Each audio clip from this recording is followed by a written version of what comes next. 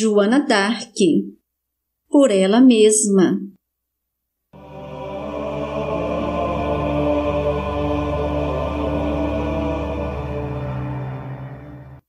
Hermance Dufour.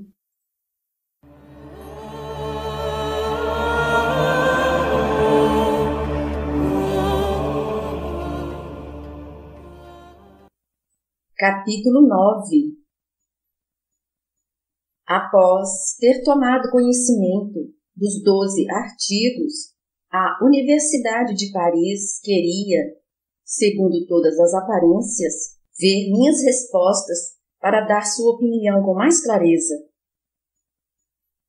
Parecia pouco provável que se pudesse impor algo a esse corpo esclarecido, até lhe fazer admitir como verdadeiras as respostas falsas e adulteradas. O menor incidente poderia revelar toda a trama.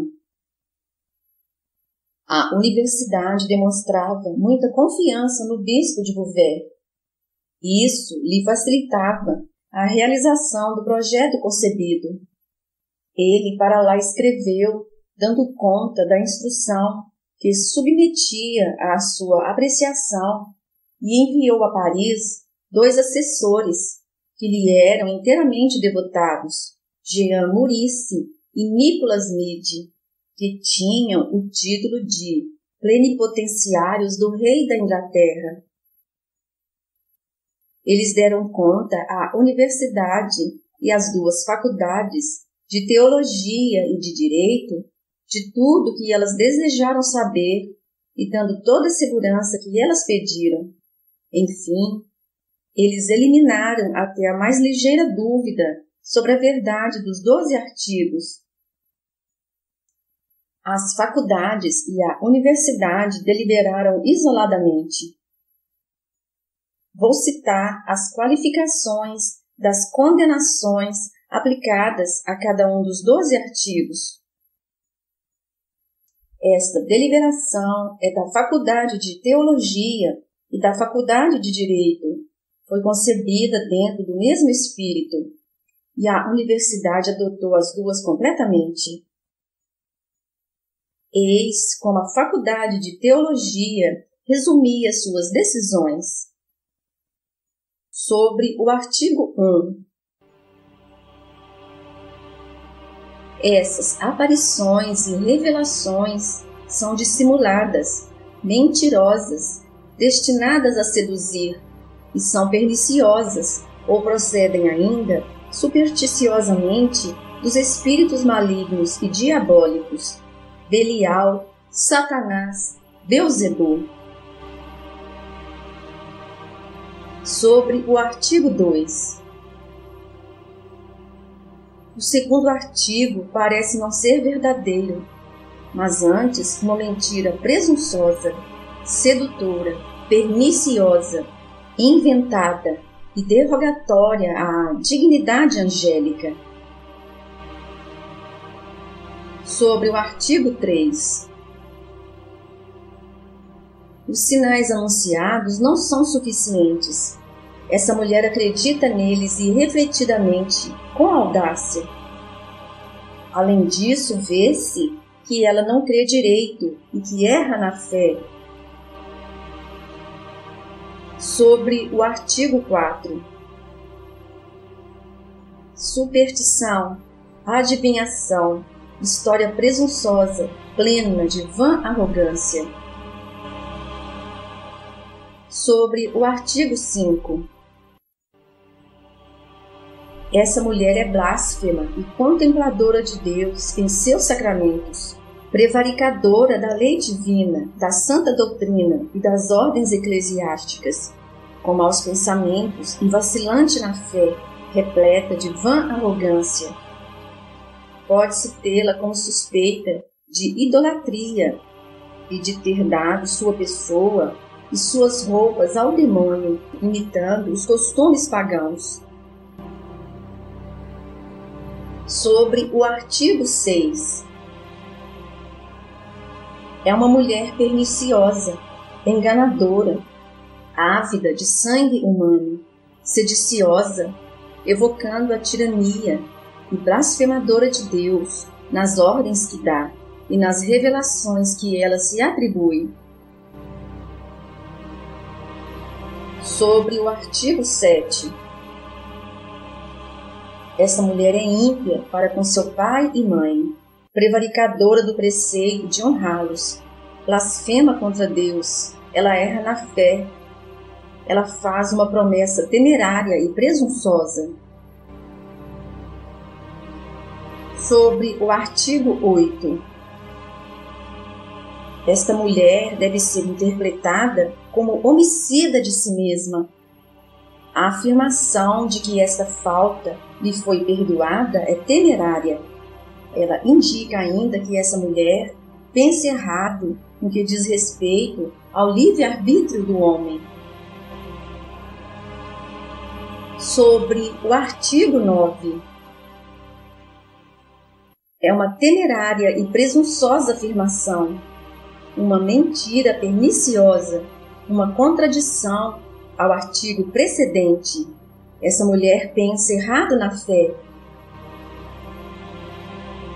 Sobre o artigo 10. É uma afirmativa presunçosa, uma temerária adivinhação, uma superstição, uma blasfêmia contra Santa Margarida e Santa Catarina. É uma transformação do princípio do amor ao próximo. Sobre o artigo 11.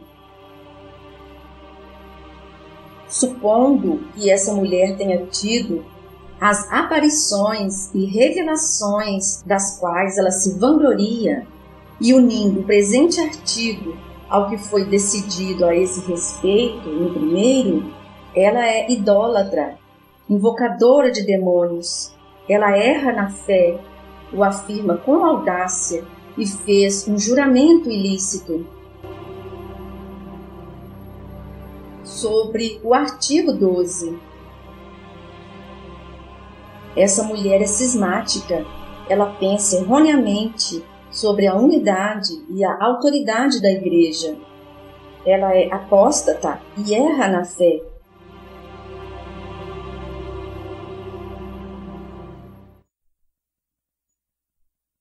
Essas qualificações eram subordinadas a duas circunstâncias que a faculdade prescrevia à verificação: se eu realmente havia dito e se eu persistia em dizê-lo em pleno uso da minha razão. Em conclusão, a faculdade decidiu que se eu recusasse voltar à unidade da Igreja e fazer a reparação que julgassem conveniente, após ser exortada e repreendida publicamente, o juiz competente deveria me pronunciar e entregar aos juízes seculares para receber uma pena proporcional aos meus delitos. Como se vê, a faculdade não admitia positivamente a competência de meus juízes. No dia 19 de maio, os juízes e um grande número de assessores foram ao arcebispato de Rouen para ouvir as deliberações da universidade. Recebemos em seguida os pareceres dos assessores presentes. 3 prevaleceram.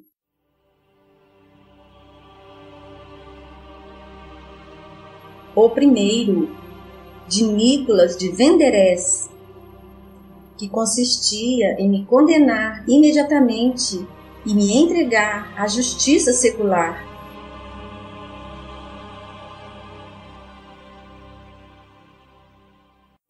O segundo, o do abade de Fécamp, era conforme ao anterior, mas fazendo preceder a condenação de uma admoestação preliminar, cujo resultado decidiria o meu destino.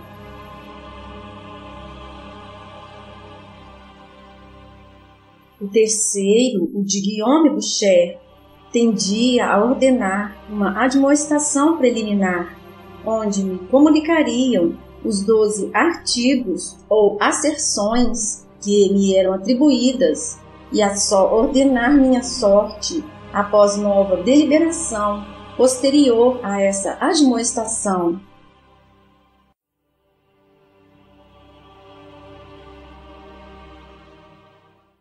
O parecer do abade de Fécamp teve o maior número de votos. Os assessores estavam convencidos de que os 12 artigos eram verdadeiros. O bispo, porém, veria por diversas vezes suas artimanhas serem desmascaradas graças à minha memória. Ele não se enganou quanto às dificuldades pelas quais ele passaria, fazendo-me reconhecer coisas que eu nunca dissera. Trêmulo, ele viu chegar o momento da prova que mais temia. Pierre Maurice leu de uma só vez o conteúdo dos 12 artigos que me eram endereçados a título de reprovação. Depois ele colocou, após cada artigo, a qualificação de condenação que lhe era respectiva. A seguir, fez um longo discurso para me exortar a me submeter à igreja, tendo cuidado de me fazer compreender que ele interpretava com isso o tribunal de meus juízes. Eu disse em poucas palavras que, quanto às minhas declarações e minhas ações, eu só me referia ao que havia dito durante o processo e que eu sustentava. Mal entendera o que continham os 12 artigos, visto a rapidez da leitura. Pensei que, declarando que me referia ao que dissera no processo, eu os levaria naturalmente a repassar as respostas. Fizeram-me advertências sobre o perigo de minha obstinação e eu respondi: mesmo estando em julgamento, mesmo vendo o jogo preparado, a fogueira acesa e o carrasco pronto para atirar-me nela, não diria nada além do que disse no processo. Enquanto que eu só estava mantendo a verdade, os assessores presentes, iludidos pelos 12 artigos que eles acreditavam verdadeiros, se convenceram de que eu me obstinava nas mentiras contra as quais eu protestaria com todas as minhas forças, caso as tivesse conhecido. Não dei mais respostas às questões dos meus juízes e fui citada para o dia seguinte para ouvir meu julgamento definitivo. A sentença de condenação foi preparada no mesmo dia, mas os assessores não souberam disso. Só citarei uma passagem que os fará julgar suficientemente o restante. Nela se dizia, falando a meu respeito, que eu tinha inventado as revelações e aparições e que eu acreditava nelas superficialmente. Terminaram declarando que eu era obstinada, perseverante em meus erros e herética, que, como tal, eu estava eliminada da igreja, da qual era um membro infecto, que seria confiada à justiça secular, a quem eles imploravam que me tratassem com doçura. O objetivo do bispo não fora totalmente atingido. Ele queria me fazer revogar as afirmações que nunca fizera, me obrigar a retratar-me publicamente sobre minha missão celeste. Ele enviou várias pessoas para me preparar para a cena que aconteceria no cemitério de Saint-Ouen. Nicolas Lochelier veio pedir para que eu fizesse tudo o que os juízes quisessem. Essa conduta era tão contrária à sua maneira habitual que não pude esconder a surpresa. Ele aparentava estar ultrajado pelos verdadeiros perigos que eu corria. Suas palavras pareciam tão sinceras que fui enganada. Joana, creia em mim, pois se a senhora quiser ser salva, aceite as roupas femininas. Faça o que digo e será salva.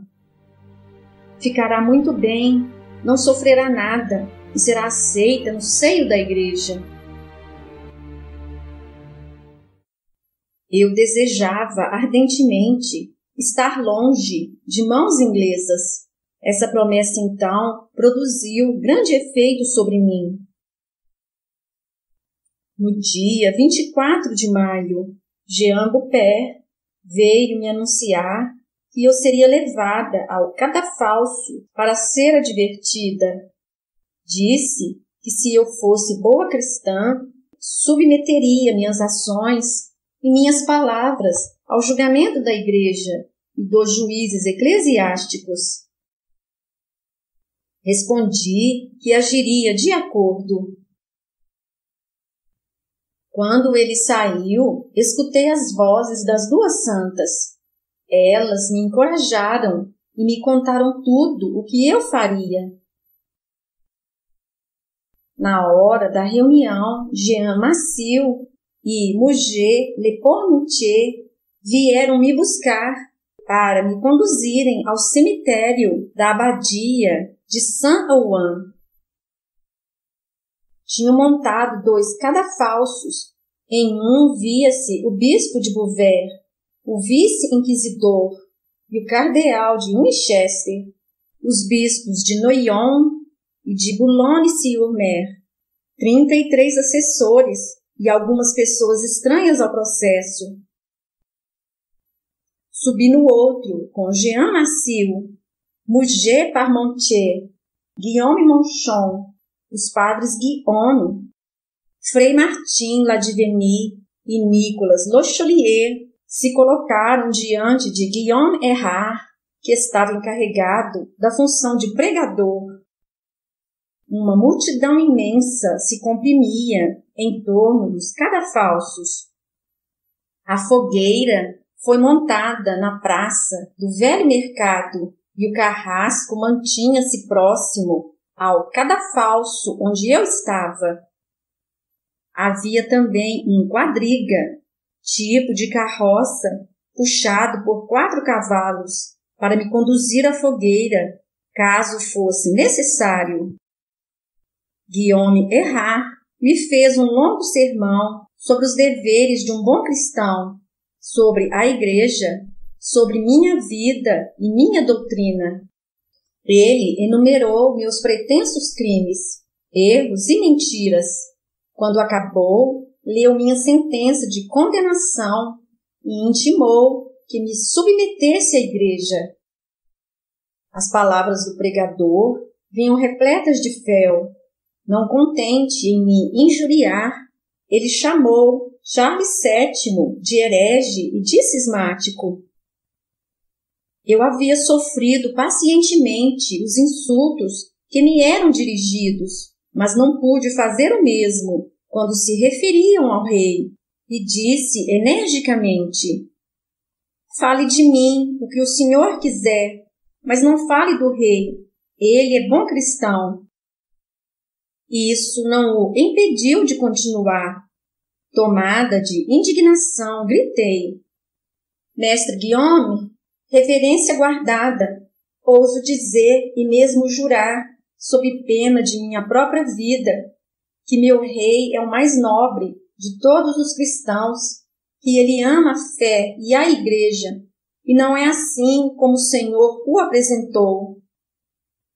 O pregador e Colchon ordenaram a Jean Massieu que me impusesse silêncio, mas só me calei quando Guillaume Erard mudou de assunto. Quando acabou, fez um sinal para Jean Massieu para que lesse a cédula de abjuração. Eis em que termos ela foi concebida. Eu, Joana, declaro prometer e jurar diante de Deus e dos santos não mais usar roupas viris, nem os cabelos cortados redondos, não mais pegar em armas, nem cavalgar junto com os militares. Enfim, eu, Joana, declaro formalmente e sem restrições abjurar aquelas minhas palavras e ações que o nosso Santo Pai, o Papa, e nossa Mãe, a Santa Igreja, julgaram contrárias à fé. Prometo praticar o bem e evitar o mal, como todo bom católico deve fazer. O pregador disse: Joana, tu abjurarás e assinarás essa cédula. Respondi: não sei o que é abjurar e pedirei conselho sobre isso. Jean Massieu recebeu ordem para me explicar. Ele disse que seria aconselhável me entregar à Igreja Universal para saber se devia ou não abjurar os artigos. Dirijo-me à Igreja Universal para saber se devo ou não abjurar.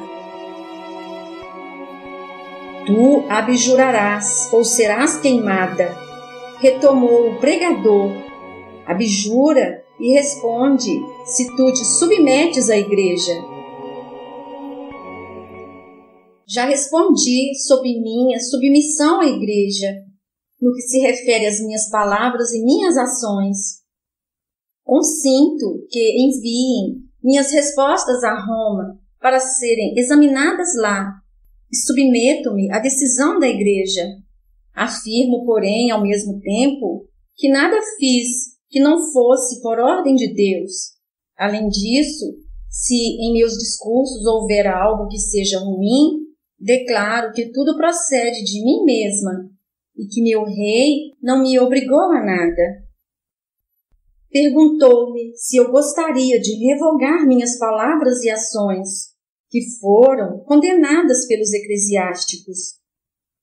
Entrego-me a Deus e a nosso Santo Pai, o Papa. Respondeu que isso não era suficiente, que o Papa morava muito distante para que se pudesse recorrer a ele. Os bispos, acrescentou, são juízes em suas dioceses. Assim, é necessário que a senhora se dirija à nossa mãe, à Santa Igreja, e que aceite tudo o que o clero e pessoas hábeis decidiram sobre suas palavras e ações. Eu estava muito pouco instruída sobre estas questões teológicas para poder combater essa pretensão. Assim, tomei a decisão de ficar em silêncio. O bispo leu a sentença de condenação. Apesar de, momentos antes, ter reiterado meu apelo ao Papa, ele não deixou de dizer. Além do mais, a senhora recusou, com um espírito obstinado e com perseverança, submeter-se a nosso Santo Pai o Papa e ao Concílio Geral. Multiplicaram-se as instâncias e as exortações para que eu abjurasse.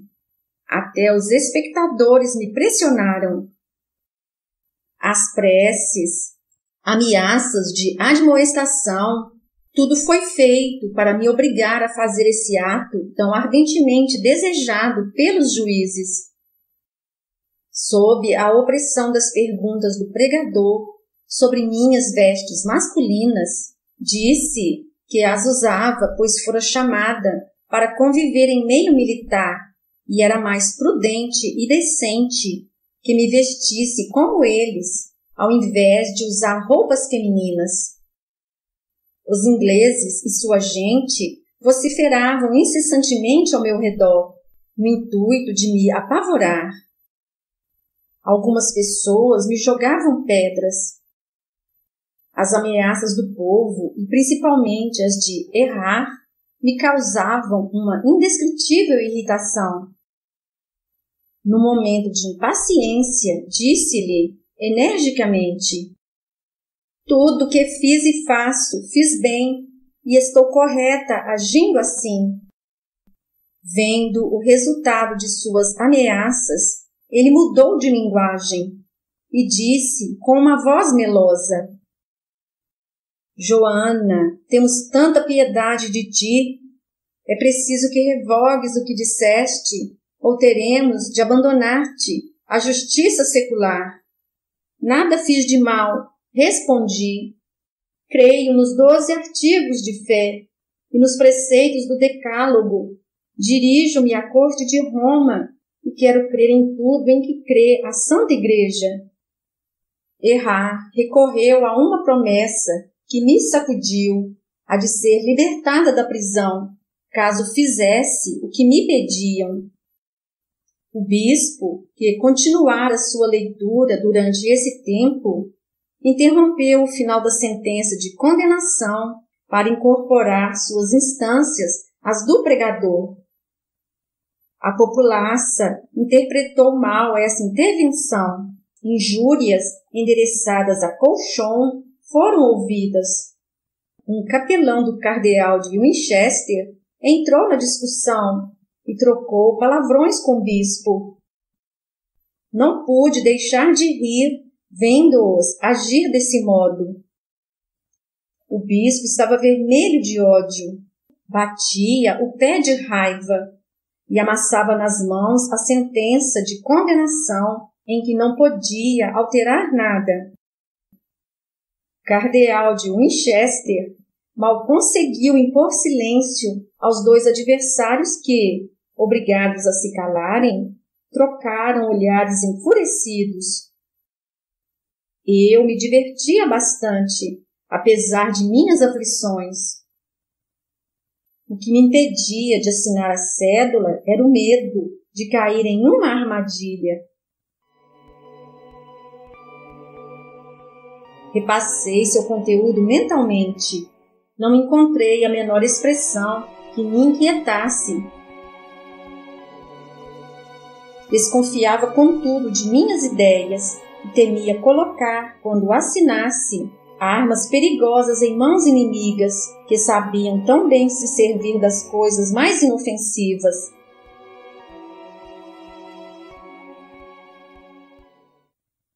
Jean Massieu ganhara inteiramente minha confiança, com suas boas palavras e pela doçura e piedade com que me tratava.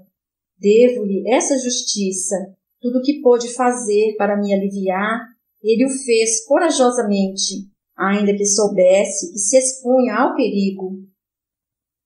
Graças ao debate que se levantou entre o bispo e o capelão, me aproximei dele e o interroguei em voz baixa, enquanto a atenção dos assistentes estava concentrada na briga. Ele me disse sinceramente que acreditava que eu poderia assinar a cédula sem nenhum medo. Sabia que ele era incapaz de me enganar, porém temia que o enganassem. Então eu disse aos doutores: que essa cédula seja vista pelos clérigos e pela igreja, nas mãos dos quais eu devo ser entregue. Caso me aconselhem a assiná-la e a fazer o que me disserem, eu farei de bom grado. Se tivessem aceito essa súplica, eu poderia ser salva. Guillaume Erard percebeu instantaneamente que existia aí uma chance de salvação para mim e se apressou em dizer: assina agora, ou acabarás teus dias no fogo. Respondi sem hesitar que preferia assinar a morrer queimada. O bispo de Beauvais, assim que eu disse essas palavras, perguntou ao cardeal de Winchester o que era preciso fazer, vendo que eu estava submissa. Ele respondeu que o bispo devia me admitir uma penitência. Laurent Calotte, secretário do rei da Inglaterra, tirou de sua manga a cédula de abjuração. Aquela que Jean Maciuleira tinha desaparecido. Como Lohan estava sobre o cadafalso comigo, assim como várias pessoas que eu citei, acho que ele a colocou em sua manga bem naturalmente, mas era uma nova que queriam que eu assinasse. Para melhor me enganar, escreveram a outra sobre um papel branco. Esta, que era maior, teria levantado suspeitas se não tivesse sido escrita no mesmo papel. Com efeito, como tiveram a preocupação de copiá-la sobre um caderno de igual dimensão e de colocar na página que deveria assinar o mesmo número de linhas, não percebi nada, nem duvidei de nada. A primeira das duas cédulas foi lida acima. Traduzirei a segunda nos mesmos termos consagrados pelo uso, para alterar o mínimo possível as expressões originais dessa peça importante. Toda pessoa que errou e desprezou a fé cristã e depois, pela graça de Deus, retorna à luz da verdade e à união de nossa Mãe, a Santa Igreja, deve-se resguardar muito bem para que o inimigo do inferno não a envolva e a faça cair novamente em erros e tentações. Por essa razão, eu, Joana, comumente chamada a donzela, miserável pecadora, após o que fiz de errado, segundo minha condição, e que, por graça de Deus, voltei à nossa Mãe, à Santa Igreja, para que vejam que não fingidamente, mas sim de bom coração e de boa vontade retornei a ela, eu confesso que pequei gravemente, fingindo hipocritamente ter tido revelações e aparições por parte de Deus, dos anjos de Santa Catarina e de Santa Margarida, seduzindo as almas, crendo loucamente e alucinadamente, fazendo supersticiosas adivinhações, blasfemando contra Deus, seus santos e suas santas, anulando a lei divina, a Santa Escritura, os direitos canônicos, usando vestimenta dissoluta, licenciosa e desonesta, contra a decência da natureza, usando cabelo cortado redondo contra os homens, contra toda honestidade do sexo de mulher, usando armas com grande presunção e desejando cruelmente efusão de sangue humano, dizendo que fiz todas essas coisas por ordem de Deus, dos anjos e dos santos acima citados, e que agi bem, não tendo errado, menosprezando a Deus e seus sacramentos, fazendo revoltas, idolatrando para adorar maus espíritos e invocando-os. Confesso também que fui cismática e de diversas maneiras errei na fé, os quais crimes e erros de bom coração e sem ficção, eu, Joana, por graça de Deus nosso Senhor, me ponho de volta a caminho da verdade, pela santa doutrina e pelos bons conselhos dos doutores e mestres que me enviaram. Abjuro, detesto, renego a tudo isso e sobre todas as coisas declaradas. Submeto-me à correção, autoridade, emenda e total determinação de nossa Mãe, a Santa Igreja, e de vossa boa justiça. Assim eu juro, declaro e prometo a Monsenhor São Pedro, Príncipe Apóstolo, a nosso Santo Pai, o Papa de Roma, seu vigário e seus assessores, e aos senhores reverendos Padres de Deus, Monsenhor o Bispo de Beauvais, e religiosa pessoa mestre Jean Lemestre, vigário do Monsenhor o Inquisidor da Fé, como aos meus juízes, que nunca, por qualquer exortação ou maneira, cometerei os erros que enunciei, dos quais agradou a nosso Senhor me eliminar e libertar. Mas sempre continuarei na união de nossa Mãe, a Santa Igreja, e na obediência de nosso Santo Pai, o Papa de Roma. Dito isso, afirmo e juro por Deus Todo-Poderoso e pelos santos do Evangelho. E como sinal, assinei esta cédula com minha assinatura, Joana.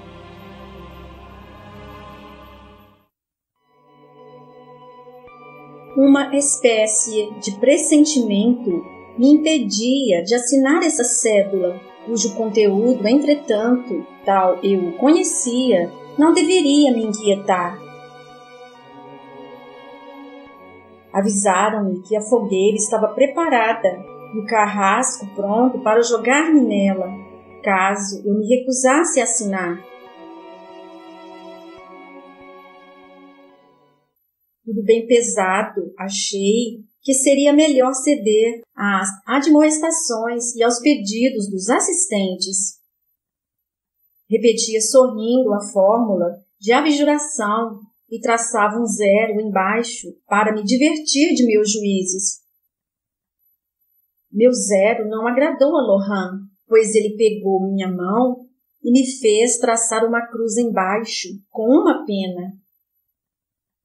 Então os franceses e os borgonhões, tocados de piedade por mim, gritaram de alegria. Os ingleses não ficaram contentes com minha submissão e apedrejaram todos os que estavam nos catafalsos, eu principalmente. Eu ria bastante vendo esse desapontamento e escutando os ingleses furiosos ressoarem em vários pontos da multidão. Le Cholier, meu melhor amigo, me disse em tom hipócrita: Joana, a senhora fez uma bela jornada e salvou sua alma, se Deus quiser.